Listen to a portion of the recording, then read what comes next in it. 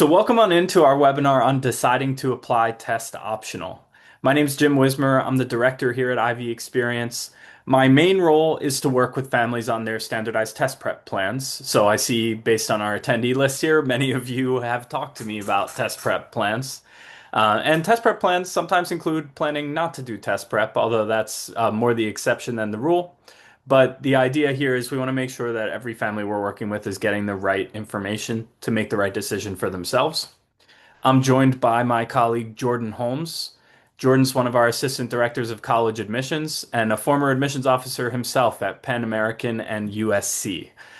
So Jordan and I are here to provide kind of different sides of the take here on the test optional world. Me from the perspective of a test prep person, Jordan from the perspective of a former admissions officer who now works with us counseling students on this process.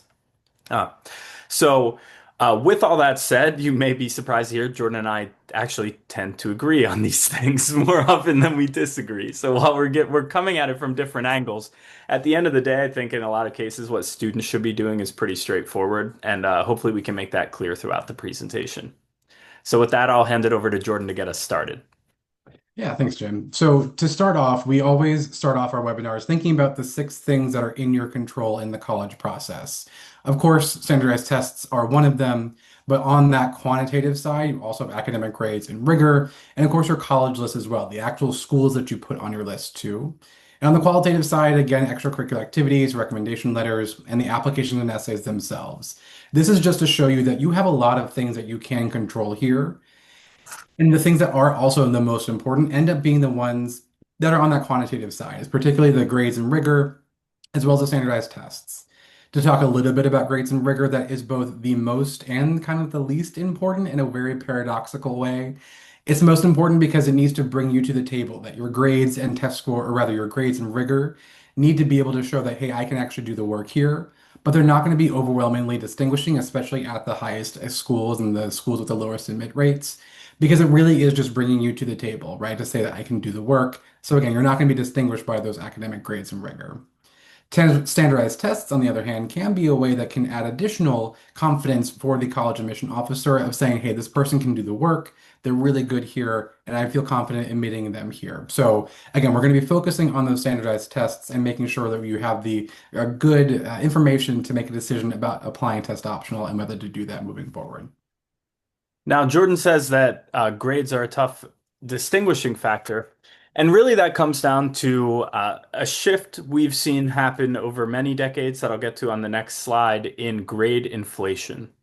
And so, what I have here are just some quotes from some college leaders who have been in the press in the last couple years talking about their views on grades and test scores. Here from the Dean of Admission at Emory. Emory's a test optional institution.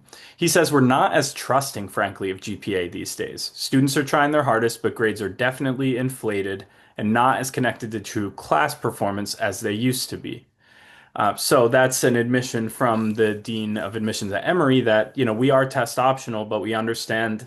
He goes on to say in this quote that standardized tests offer us valuable information about how students, can perform at our institution. The president of Brown University, Christina Paxson, has said that standardized test scores are a much better predictor of academic success, and that specifically means at Brown University because that's what she has the data for, than high school grades do. And again, that's because, as we see here, this data is from a study called Opportunity Insights that studied the so-called Ivy Plus colleges. That term Ivy Plus includes the 8 Ivy League schools, and then, at least for the purposes of this study, I believe it was MIT, Stanford, and the University of Chicago. And so they studied the correlation of SAT or ACT score and high school GPA with freshman year college GPA and determined that the standardized test scores had a much higher correlation. And then when Dartmouth announced their restatement of their test required policy, they are, actually saying that our ability to bring the most, the students from different backgrounds who are most likely to actually take advantage of a Dartmouth education and be successful here relies on standardized test scores. And that I think is a point that most people think goes the other way. You hear a lot in the media and things like that about standardized test scores and diversity being at odds with one another. But their point is if we want to bring on diverse students from different backgrounds and different walks of life, we need these test scores to be able to verify that they can show up at Dartmouth and be successful instead of taking on student loans and going back, right? Now, grade inflation, as I mentioned, and this is kind of one of the most important things I think that I talked with parents about regularly and find that they are very unaware of. And what this chart shows is the percentage of college freshmen who had at least an A minus average in high school over the years. So we can see when this data starts back in 1966, 21.8% of college freshmen had at least an A minus average in high school, and now it's 84%. And so when Jordan was talking earlier about how grades are sort of necessary to have, but not a distinguishing factor, what he means is if you have a low A average, you essentially have told colleges that you're not in the bottom 16%. But that doesn't mean that, those are excellent grades the way they might have been parents when you were in school, and many fewer students had those same good grades. So I say this not because, I mean, great grades and a great performance in school is still impressive, and you should be proud of that. It's not easy, especially with all the pressure that students are under these days. The point is, it's not distinguishing. And in a factor, a process like college admissions, where you're up against so many other students, distinguishing factors count. Now, when we talk about standardized test scores have stayed relatively level over that same time period. And actually, this data I think only goes to about 2022 and shows the effects of the pandemic on, students weren't able to engage in school in as effective a way during that time. So it actually led to a decrease in ACT scores. We use ACT here instead of SAT just because SAT has kind of reinvented their test and changed their scoring scale several times over this period from 1990 to 2023. ACT only just redesigned their test for this year, a little bit last spring. But the point is, you can see ACT scores have kind of remained steady between this, call it 21 and a half and low 21 as the nationwide average ACT score. And we haven't seen the same thing from grades. So standardized tests, because they're curved on a percentile basis, a 99th percentile test score means you scored in the top 1% of students that year.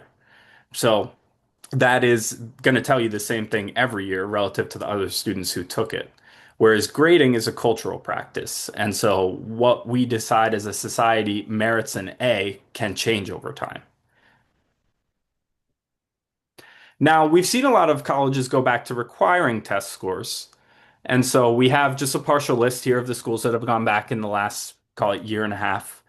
And at the same time, there are still, many, many, many, many, many test optional schools. I want to be clear, the vast majority of US colleges and universities are test optional. Couple observations from here. You'll notice that if we talk about the types of schools, most of these schools are highly selective, meaning, single digit acceptance rate, very tough to get into. And you also see large state schools. Now, the southern state schools aren't on this list, like the University of Florida system, Georgia, Tennessee. And that's because they went back to requiring scores even before 2024, or maybe it was right at the beginning of 2024 for Florida. But the Ohio State was one of the most recent dominoes to fall. Miami, which is a private school but has a little bit more of that big state school energy, we'll say. Those are examples of kind of more recent schools who have made the turn. So mostly, when you're talking about schools that have gone back to requiring tests, we're talking large state schools, especially in the South, and highly selective schools. So if we're looking at this, and I know we have seniors who are applying now, this isn't necessarily as relevant to you. We also have in here junior families who are thinking about plans over the next year and a half, right? So for you juniors who are making your plan, if you know you're going to really be interested in, rah-rah state schools in the South, you want SEC football and you want it every Saturday. If that's the case, probably test optional isn't the best way to go because it will cut off a lot of those types of options. Now, the other important thing to note here is that test optional is an umbrella term. So what I have here are kind of five more nuanced policies, and these are really buckets that I think Jordan and I tend to think about schools in. when it comes to test scores. So you'd think there's just test required, test optional, or test blind. Really, there is just test optional, test required, test blind. Because if you look up online whether any of these three middle categories, test required with rare exceptions like Auburn, test preferred like Princeton, truly test optional like American University, right? You're gonna find they all say that they're test optional. Auburn, not so much, but most schools are gonna say that they are test optional, and most like aggregator websites, if you just Google or ask ChatGPT, whatever, is this school, that school test optional? The answer is just gonna be yes. But test optional is an umbrella term for a broad variety of institutional philosophies on how to use test scores in college admissions. And so, rather than relying on an expert like me or Jordan, of course, if you're working with us, we're always happy to have these conversations with you. But rather than needing to, here's my kind of teach you how to fish moment of the presentation, where I show you how to determine how test optional a school really is. So, this is not a perfect method, but it will give you a rough idea. And this is also kind of how you determine whether or not to submit specific scores to a school, or at least get a lot of the information that would help you make that decision, because it's a little more nuanced than that, as Jordan will talk about later. Now, the first thing you're going to do is Google the university's name and the terms common data set. If you're not familiar with the common data set yet, I recommend becoming familiar with it. It's awesome admissions data that's put out by almost every college. Not quite every college, but almost every college participates. It's a voluntary thing. But they put out information about their incoming class. And so if you've ever looked up an average SAT or ACT score for a college, that's where it comes from, the common data set. In addition to admissions percentages, male versus female enrollment, it'll have all kinds of information, average GPA, etc. So really, really useful stuff for us. When you get to that common data set from Google, you're going to use the find function on your computer. So if you're on PC, that's going to be Control F. On Mac, it's going to be Command F. And then you type in the word composite, because the only place in that whole long common data set report the word composite appears is the page with the test scores for the ACT composite score. So that's my little hack to save you some scrolling and navigate quickly to what you need. It's going to be in section C. Section C is where all the admissions data lives in the common data set. Then you're going to look at what percentage of students submit test scores. Believe it or not, they publish that. And then the average score data as well. And so rather than just talking at you about this, let's do one. So let's try Princeton, because I just named them Princeton CDS. You can see I've already looked this one up. You can see the link's purple because I've already clicked on it. And you'll find that that's the case for most colleges' CDS data. We search composite. And right here, we get the percentage of students that submitted SAT scores as part of their application, 56%. The percent that submitted ACT scores, 21%. We add those together to know that 77% of freshmen at Princeton submitted test scores as part of their application. One quick note about this data is that this is data on enrolled freshmen, which is a little bit different from admitted freshmen, because not every student that's admitted ends up enrolling.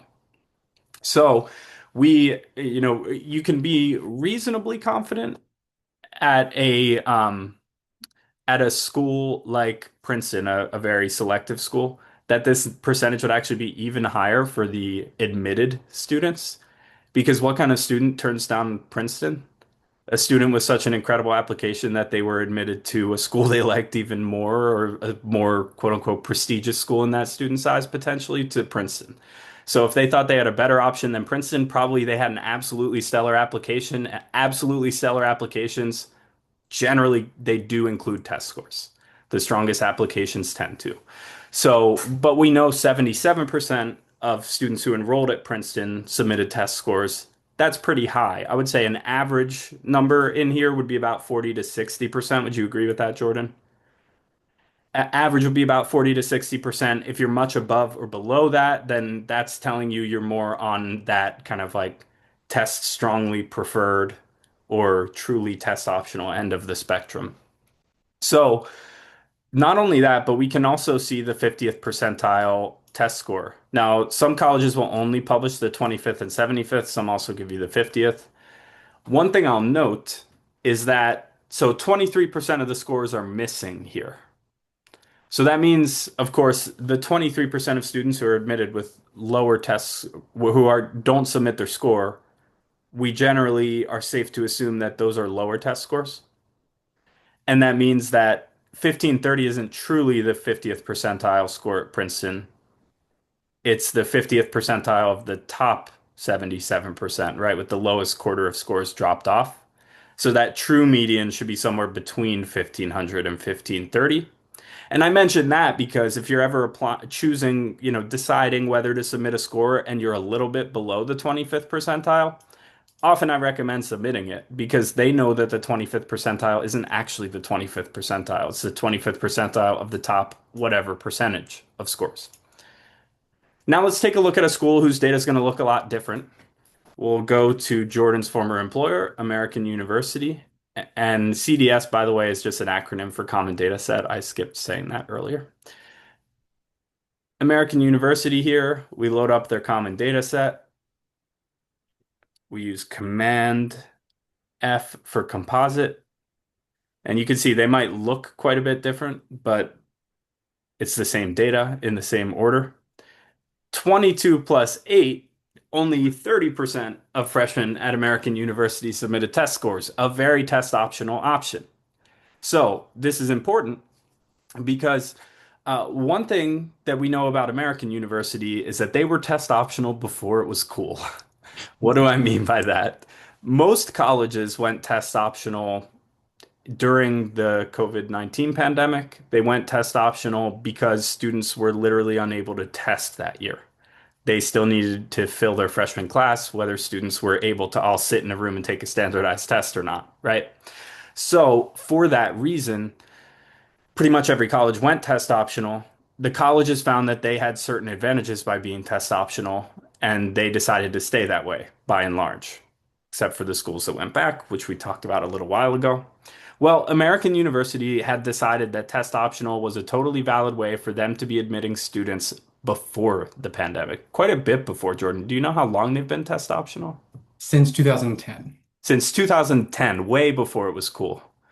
So the idea here is that generally speaking, if a school decided to be test optional before it was a trend, before everyone did it, right before they were just hopping on the wagon with everyone else, then we know they have a stronger commitment to it because they were kind of a trendsetter in this regard. And the data sure backs that up in the case of American. 30% of their students submitted test scores.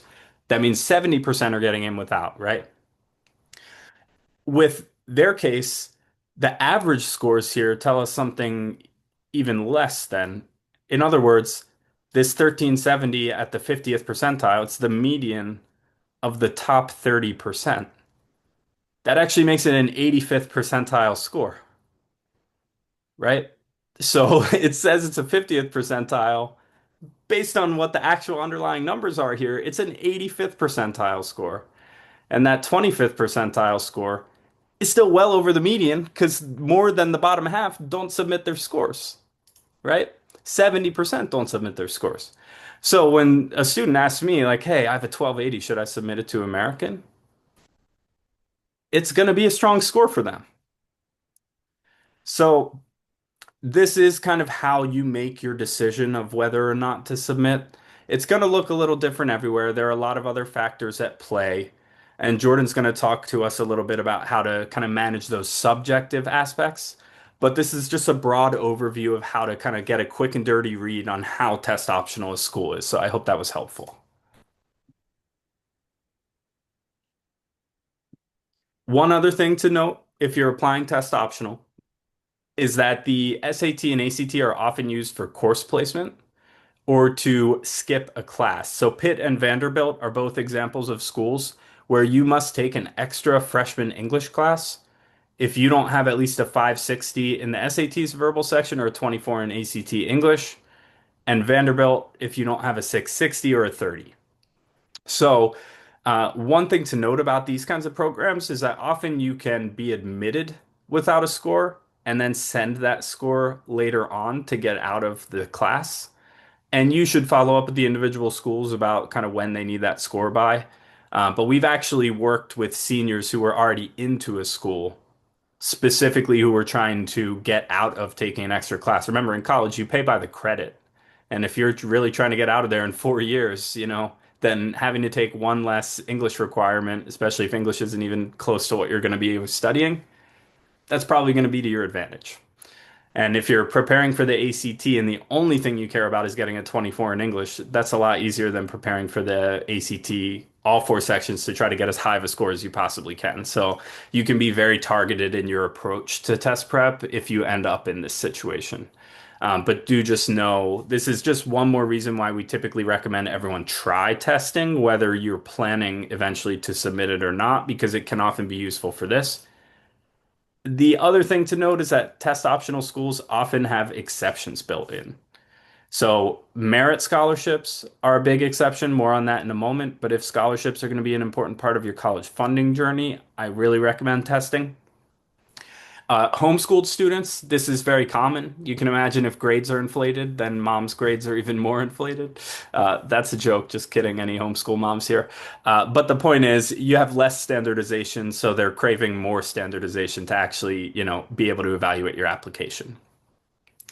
Some colleges have, a test optional overall policy like Elon, but they require standardized test scores specifically for their nursing program. We worked with a senior last year. Around this time, September, she realized, oh shoot, I need an ACT score for Elon.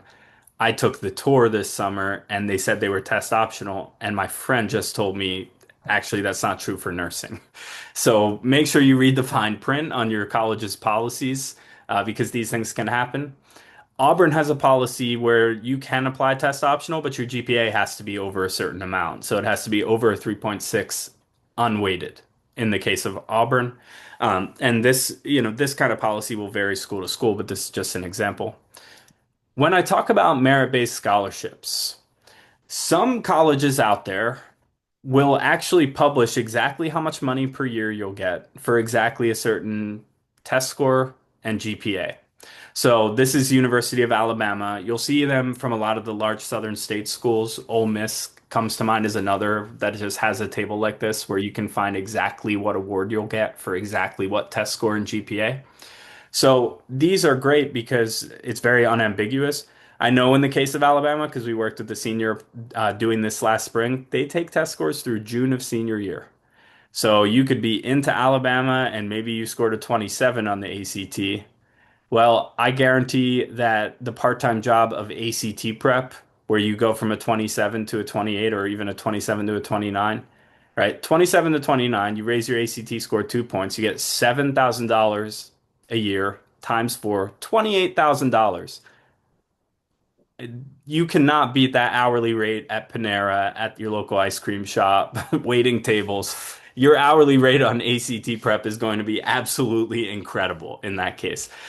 So I really recommend families look into this. Again, not many schools have things as well defined as this. I know the University of Pittsburgh has a similar system to this, but they also have a test optional pathway for their scholarships, and they're not transparent on their website about exactly what, grades and test scores will net what award. And you'll notice that the GPA is the same for all these. They're not concerned with GPA as a distinguishing factor here at all, to Jordan's point from earlier, until their very best full tuition scholarship, then it needs to be perfect. But the test score is what is going to allow students to distinguish themselves for these scholarship awards. Now I'm going to turn it over to Jordan to talk a little bit, now that I've hit you with a bunch of the kind of data side of things, with the sort of subjective, holistic admissions officer approach. And, as a former admission officer, I have to say that I am for sure guilty when I was working at American University and working at USC during the pandemic. When students and families would ask, well, should I send my test score in? What does that look like? Should I do that? I have been guilty of saying, if you believe it helps your application, which I fundamentally know is very unhelpful. But hopefully, throughout the next few slides, we can give you some sort of insight as to what that means, how admission officers actually look at the applications, and what you can actually do about that. So if you believe it will help your application can mean lots of things, especially if it means that it fills in gaps in your transcript. As an admission officer, admission officers, whoever, are looking at your application holistically. which is a word that you can for sure roll your eyes at. But for us, it means that they're looking at every single part altogether, that they're looking for certain pieces of the application and information across the application in order to make the best and fullest picture of your academic experience. If you broke your leg in 11th grade and you had to miss all of your calculus class, and then you ended up not doing so hot because you were behind for a little bit, standardized tests and having a higher math grade can help fill in that gap of, oh, my grade wasn't so great, but look, I know what I can do on this test. It can also show weak spots on that same position as well. Again, if you're not so great in English, but you know that you can score well on your sections of the ACT, for example, that can be another way for, again, admission officers to feel more confident about what your academic ability is and how you can move forward on campus. It is especially important if you are applying to STEM fields or anything within that kind of STEM and engineering pathway as well.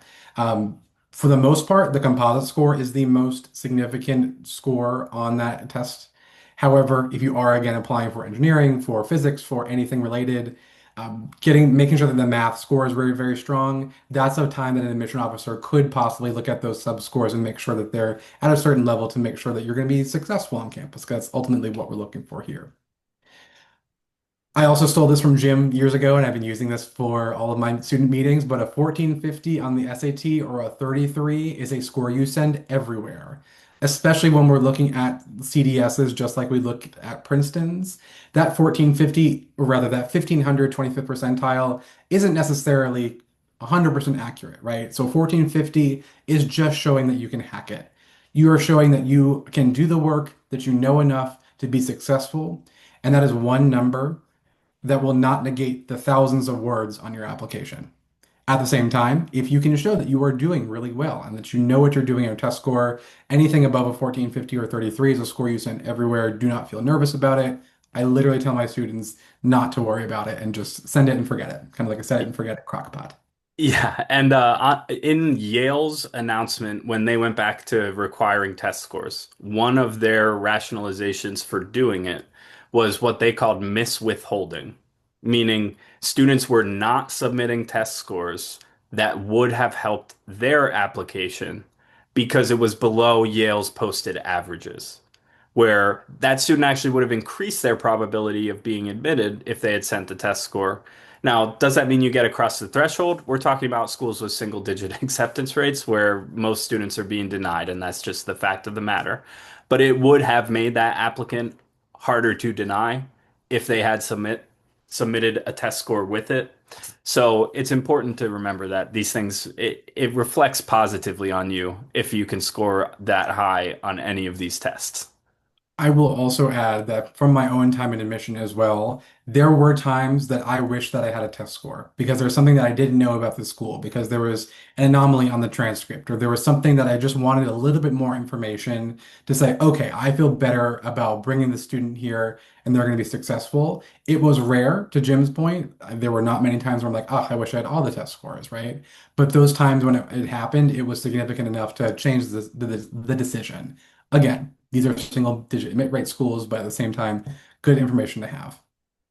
So if you do decide to apply test optional, because that is the best pathway for you, that is 100% okay, especially for schools that are like American University or Wake Forest University that have been test optional for some time. They have the ways and the ideas and the knowledge to review an application without a test score and still make an accurate decision as far as whether you're going to be successful on campus and whether you're a good fit and things like that. In order to maximize that application, if you do decide to apply test optional, there are some qualitative academic factors that will be looked at more heavily that we encourage you to have a conversation with us or to talk to your school counselor, for example, to make sure that they're as good as they can be. Especially when we're looking at academic essays, there are some supplemental essays. Seniors, you know these essays very well by now. But for the juniors, there are some essays that will go specifically to the schools that you're applying to. They have a lot of different prompts, one of which is an academic prompt asking you to talk about an academic interest of yours, a major you want to apply to, things like that. Making sure that those essays are strong and robust and authentic and showcase what you actually want to study can be really, really great to make an admission officer feel better that you know exactly what you're talking about and you have the academic chops to compete. Letters of recommendation, especially when you are asking juniors at this point and seniors, if you haven't, please go do that. Think about the schools and think rather about the teachers that you are asking for those letters of recommendation. Don't just ask the teacher that you have the best grade in, talk about or ask the teacher who can talk about how you are in the academic community, in the classroom, in the school, whatever it might be. And that can give another kind of angle of your academic performance throughout high school as well. And then when you think about those academic extracurriculars as well, really highlight your impact here. Are you a part of Quiz Bowl? Are you on the math team? What sort of awards, if you have any, did you award, or rather, were you, wow, try that again, take two. What kind of academic awards did you receive from this academic extracurricular? That is a way for, again, you to show the academic chops elsewhere in your application. And the same thing with those qualitative factors as well. Uh, Quantitative factors rather are as well. Those excellent grades are a must. Again, it just gets you in the conversation. And then AP exam scores are an interesting thing as well. That can help. They're rather not a required part of the application unless you're applying test flexible, which is a whole other thing that we can talk about later during Q&A if you'd like. But those AP exam scores can help feel better, an admission officer feel better about specific subject areas. So if you took the Calculus BC exam and you got a 5 on it, then I know that you can do calculus and I feel better about admitting you to my business program, for example. So again, all these other factors will come into a little bit more into focus as your application is reviewed. So making sure that you have the best path forward and that you have all these materials ready to go is the best way of moving forward. So after all of this, what are you actually taking away from this webinar? A strong test score is still an admission asset. No one is ever going to look at a 1450, a 1510 and be like, ugh, gross. Absolutely, if you still have a strong test score, send it everywhere, especially if, again, it is above that 1450 or above the 33 on the ACT. The more selective your goals are, the more important having your score becomes. Again, as Jim just talked about Yale, it is important for you to put your test score out there to make sure that you are showing that you can do the work and that you have the ability to do what you need to do on campus. Again, when you do have that test score, you can have lots of different options, and that college list conversation becomes a little bit different. Again, if you are looking for the rah-rah big state school in the South, you have so many more options if you do have a test score that's in and around that range, because again, they are requiring those test scores as well. And this last point is the most important point as well. Academic grades are still important, as are test scores. At the same time, if preparing for and doing the studying and test prep for the SAT or ACT is going to be such a big burden on you and your student that it will eventually distract from everything else, then maybe it's time not to consider retaking the test. And maybe you adjust the college list, maybe you go test optional. But again, this is a time that's really important, whether it be junior or senior year grades are still important on your application. So make sure you have the time and the space and the bandwidth to dedicate to test prep in order to make the best use of your time. All right, thanks everybody for joining.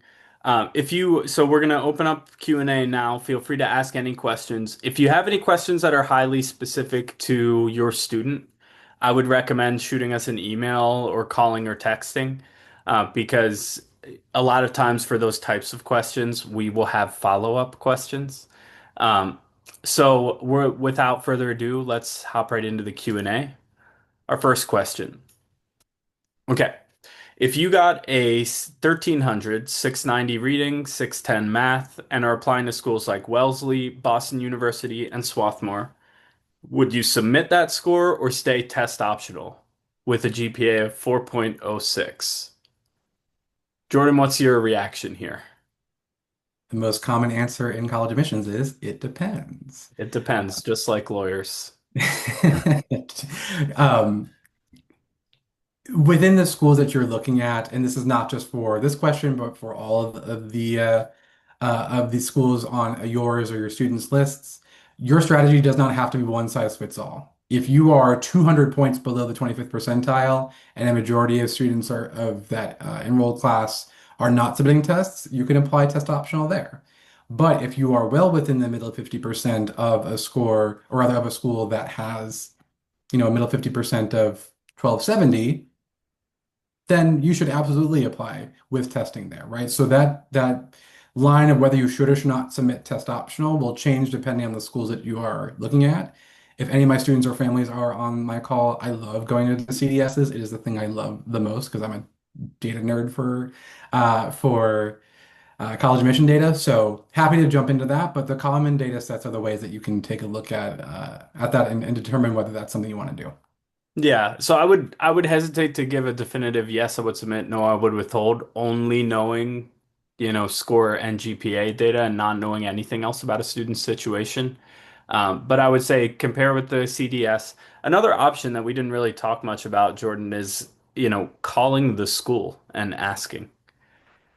Could you explain kind of what that looks like from an admissions officer standpoint? If a student calls the school, tells a little bit about themselves. Hey, here's my GPA, here's my test score, a little bit about my extracurriculars, kind of what I'm applying into major wise. Do you think it'd be a good idea for me to submit my test score? What does that look like to you on the admission side of things? On the admission side, it's actually probably a little bit less helpful than you would think, only because just like me as an admission officer, I would not necessarily want to steer a student in one way and then have them come back around if a decision doesn't go their way and say, well, I was told to do X, Y, or Z. But it would be a little bit of a college counseling conversation, right? It would say, well, do you have time to uh, rather increase your test score if you're not happy with it? Do you have ways that you can, or rather, we might even point them in the direction of some resources that either we as a university have or some free resources that the College Board has as well. Or we would direct them back here to Ivy Experience or things like that. But at the same time, it is really important to ask the right questions, right? How many percent or what percentage of students are applying without test scores? Is your middle 50% up to date? Have you updated that website? Is there any more additional information? You're just trying to gather information to make sure you're making the best decision for you. So admission officers probably will not tell you what to do, but gathering the right information and asking those right questions is what's most helpful here. Awesome. Another question. I have a junior that just started SAT prep. How do we know when she has topped out and we should stop prep and testing? Excellent question. I'm going to echo Jordan here and say it depends. But I can give you a couple kind of broad strokes pieces of advice here. So one is that, most students eventually hit a point of diminishing returns. And, students always can continue to improve at standardized testing. It's just a matter of for the time and money spent, is it still worthwhile, right? So that's kind of the question you're asking. When does that, improvement start going from a strict line and start to sort of curve into a lower slope? And so a couple things to kind of think about. One is if a student seems to be plateauing, I recommend changing up the strategy and approach to the prep at least once. That might mean trying a different tutor. That might mean, practicing really hard in only one section instead of trying to improve the whole test at once. It might mean changing up, the way we're doing homework, the frequency of the meetings. But I recommend trying to make some kind of fundamental change to your approach first. If you try that kind of change and after a little while you're still not seeing additional improvement, then it's safe to say you've topped out. But a lot of times a change is helpful.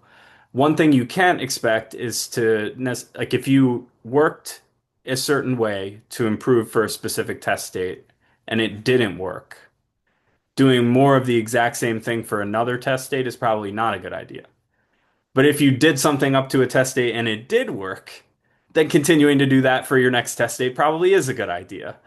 So I'm speaking very kind of broadly and vaguely here because I don't know if you're working with us, one-on-one tutoring, classroom, solo prep, bought the book from the shelf, doing online exercises. Without knowing anything about the prep, I can only really speak in these kind of broad and vague ways. But those are some of the things I would think about when you're trying to judge when enough is enough from a test prep standpoint. And of course, there's external, guidance as well, meaning like, do we have a specific goal score based on a college that we're interested in? That can often just tell you, okay, I'm done. I don't need to know how close I am to topped out if I have the score that is going to be sufficient for the schools that I'm interested in. Next question. Jordan, if a school is not sharing common data set info for last year, like Syracuse, is there another way to find the info that we spoke about earlier? It is very frustrating when they don't do that. The best thing to do is to go back 1 year previously and then take all of that information with a grain of salt. knowing that the class will look very different. Maybe they have changed their test optional policy and they go from 30% test optional to, or rather 30% reporting to totaling 100% reporting because it's a requirement once again. So being aware of policy changes like that and going back 1 year can help give a little bit more of a bearing and things like that. You might also be able to take a look online on the college admission websites. They're typically not very easy to navigate, but if you Google, middle 50%, you might come up with a pamphlet or in a PDF format or some sort of material that they are giving to students about their admission materials and admission statistics. That should have the most up to date, especially for this year. September is when college visits start to happen and college admission officers are out on the road again. So they will have that up to date information at a certain point, and this is when you should call. This is when you should call and say, hey, what's your middle 50%? How many people submitted test scores? Things like that. If you don't see it on the CDS, that's a very appropriate phone call to have for sure. Awesome. One other thing I'd add is after you, have scoured the internet for what's there on their website and things like that, you can email schools for data. Just as an example, I had a student applying out of state to Texas A&M University. Texas A&M University mostly admits in-state students. Out of state is much more difficult from a statistical standpoint. And this family asked me point blank, do you know what the average ACT score is for an out-of-state applicant? And I said, I know it's higher, but I don't know how much higher. I emailed Texas A&M and M and they got back to me and gave me like a very detailed breakdown of the out-of-state testing data. Now, not every school is as forthcoming with their data as Texas A&M is. I'll tell you, you're rarely going to get that enthusiastic of a reply. It just made that guy's day to share that data with me. But emailing is a nice kind of last resort. I would definitely recommend doing your best to search around the site in Google first because it will probably annoy them if you're asking for something that is very clearly on their admissions website. But if it's not there, then it can't hurt to ask. The worst thing that will happen is they ignore your email. All right. Are you ever able to submit one side of the SAT, only the reading and writing or only math?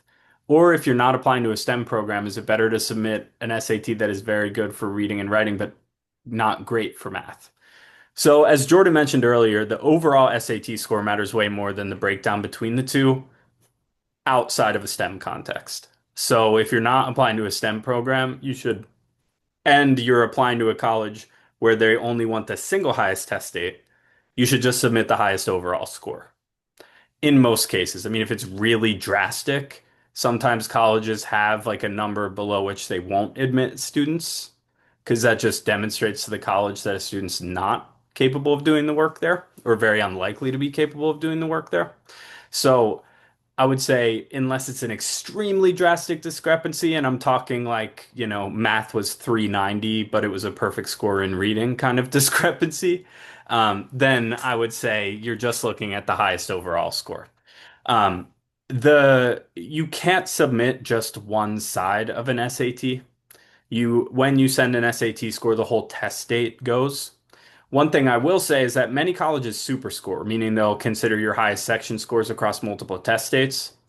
Colleges use this program to view applicant data. I think it's called Score, Jordan. Is that right? Is that the one? The CRM that colleges use? Oh, Slate. Slate, that's the one, Slate. And what colleges customize it to display the data that they care about. So when they super score, the one question I always get is like, well, if I submit, my score from October, it's my highest math score, but my reading and writing score is a little lower. I don't want them to see that. They technically can see it. It's all the way in the bottom of your file, but they have Slate programmed to show them the super score when they super score. So a college admissions officer is not going to go digging through the bottom of the file to find the most incriminating piece of evidence in there. That's not how they're evaluating you, and Jordan can back that up. So it's really just a matter of, if they say they super score, they do. You don't have to like worry about the bad scores from the dates that make up your super score. I also, jumping off of that point, I want to add that there was something that I heard early in my admission career that it didn't really sink in until later in my admission career, was that we are looking for reasons to admit. I think college admission officers are seen as these like gatekeepers and they're mean and they're going to tell you no. but we're always looking for reasons to say yes to you. We're looking for reasons to be like, I want to admit Chelsea because they're great and I like this and I like that, right? We're looking for these things. So we're not going to go looking for be like, aha, you got a 10 points lower on your reading section in October and that's bad, right? We admission officers are looking for reasons to admit. So I hope that makes people feel better, especially about submitting multiple test scores, but overall about this process too. Yeah, and it's possible for a college to just say, actually send us all your test scores so we can look at the bad ones, because that's what Georgetown does. But outside of Georgetown, like if they wanted to do it that way, they still could ask for the same thing, but they say super score because they care about the highest section scores. That's what it means. That's what it shows their admissions officers. So if they super score, they mean it. Another question. Is there an optimal number of times a student should take the SAT or ACT? One word answer, no, there is not. But I know that you're looking for a little more than that. So most of our students test 2 or 3 times, and that's largely because of super scoring. When you have a test like the ACT, where 3 scores now count for the composite, it used to be 4 for seniors who tested before the September test date. Um, it often it made sense for students to retest just because doing your very best in 4 sections on the same day is just relatively statistically unlikely when you think about the fact that you could really get a range of scores on any given day. And on the SAT, that's even true where it's 2 sections because you might have been really happy with one score, but you know you could do better in another. So most students will test 2 or 3 times total. It can make sense to test more than that. Normally, that's going to be a situation where we have a very well-defined benchmark we're going for, like one of those scholarships like Alabama has, where they tell you, hey, you're going to get this many thousands of dollars if you scored this many points higher. It's like, yeah, we're going to keep testing until we get that, right? Or it used to be the case for athletes, and is still sometimes where colleges say their athletes need to hit certain score parameters in order to be admitted. And so if a coach tells you who's recruiting you, hey, you need this score, or a scholarship says, hey, you need this score, then you just test until you get that. But absent that like very hard line requirement, typically 2 or 3 is going to make sense for most students. There are reasons to do more, reasons to do less. Maybe you tested twice before you met us, and those were kind of throwaway test attempts because you didn't have the best test prep yet. But it can really vary, but I would say 2 or 3 for most students. Would taking the SAT 3 times impact you negatively if the score increased every time? Absolutely not, because unless it's Georgetown, they're not even going to see the scores. So for Georgetown, which is the only college I know of that asks to see all of your scores, they would see that it improved. I would think that would be a positive. Think about what it looks like when you take the test 3 times and you improve all 3 times, right? You've set a goal, you've worked really hard at it, and you've accomplished it. Which of those 3 things are colleges not happy about? You know? So this is generally going to be a positive reflection on you if your scores show an upward trajectory, if you send multiple scores. For colleges that are going to look at multiple scores, most of them are not. They're going to look at your super score or your single highest score. For them, of course, it doesn't matter at all. They just want to see the best. All right. Then we have we're hearing most schools will be returning to tests required next year. Do you have any insight on what to expect next year? I'd be curious to hear where you heard that most schools will be returning to tests required next year because I've heard nothing of the sort. Um, and I'm on the board of the National Test Prep Association. So if that was happening, I think I would know. Um, but I would say, we're expecting if there to be kind of a steady trickle back to the requirement of test scores. It is possible, that there's some like law that's passed that changes the way that test scores and college admissions work.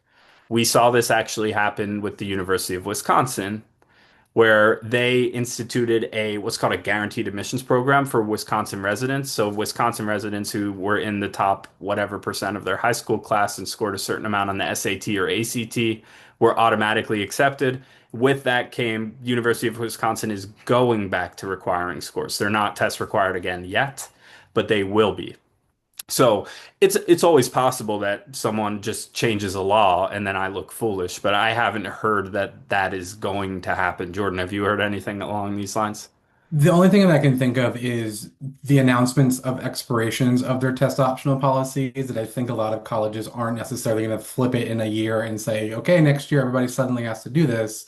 That just like they flipped into it because of COVID, but they are now phasing it out. And they've announced that we are going to require it for the class of, oh goodness, 2030, 2029, somewhere in there. That hurts to say. But somewhere along those lines, that's the only thing I can think of having this wave of tests required coming for next year. Yeah. And so no one has a perfect crystal ball. My baseline expectation has been a slow and steady trickle back to test requirements, but I mean, we're talking in the last 2 years, what, maybe 20-ish schools went back to requiring test scores. There would have to be some kind of fundamental change that would happen, either in a legal case or a new law being passed or something like that, for us to expect to see a massive shift back. Um, so yeah, that's all I can really say there. I wouldn't expect most. In fact, even if we're in a situation where the vast majority of schools go back to requiring test scores, I do think there will still be great test optional options because even before most schools did this, when it was a very niche policy, you still had American University, Wake Forest, Bowdoin, Bates. You still had schools out there that were test optional. All right. That covers all of the questions that came in. Thank you to those of you who stuck with us tonight. We'll be putting this up on YouTube, so check us out there. And hello to YouTube if you're watching the recording. Thanks for joining us. Have a good night, and hopefully we hear from you soon. Bye bye.